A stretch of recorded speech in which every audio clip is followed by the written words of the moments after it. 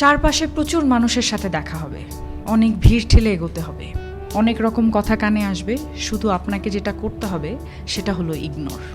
জীবনে কিছু মানুষ আবর্জনা ছড়াতে আসবে, তাদেরকে আগাছার মতো উপড়ে ফেলে দিতে হবে। লাইফ আপনার, বাউন্ডারিও আপনাকেই সেট করতে হবে। নেগেটিভিটি যেখানে দেখবেন সাথে সাথে সেখান থেকে দূরে সরিয়ে নেবেন নিজেকে।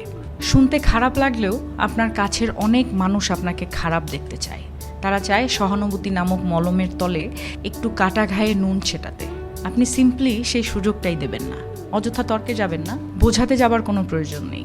আপনার সামনে কেউ যদি বলে আপনি মূর্খ, তাই মেনে হেসে বেরিয়ে আসুন। ওই যে সময় আর এনার্জি বাঁচিয়ে নিলেন, ব্যাস কেল্লা ফতে। যে যা বলছে শুনে নিন, আর মুচকি হেসে শির দ্বারা সোজা করে নিজের সিদ্ধান্তটা নিজেই নিন। যারা নিজের সিদ্ধান্ত নিজে নিতে পারে তারা আসলে জীবন চেনে, বোঝে।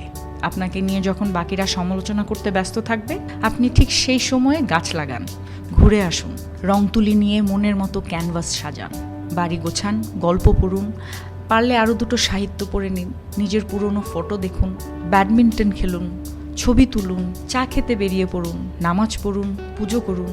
মোট কথা, তাদের কথায় রিয়্যাক্ট করবেন না একদমই। যা বলছে বলুক, আপনার কানে এলেও ফেলে দিন। দিন শেষে আপনি জানেন আপনি কি, কেমন, আর এটাও জানেন যারা বলছে তারা আপনার কাছে জাস্ট ম্যাটার করে না। ঠিক এটাই। একটা বাউন্ডারি সেট করুন, একদম যাদের বা যার বুকে মিশে আপনি একদম শ্বাস নেবেন, যার সামনে আপনি আয়নার মতো দাঁড়াতে স্বাচ্ছন্দ্য বোধ করেন, শুধু তাদের কাছে এক্সপ্লেইন করুন, শুধু তাদের কাছেই ঝুঁকতে শিখুন। কারণ হয়তো তারা বা সে আপনাকে খারাপ দেখতে চাইবে না। বাদ বাকি দুনিয়াকে একদম ঝেড়ে ফেলে দিন। একটা কথা মাথায় রাখবেন, জীবন অনেক সুন্দর।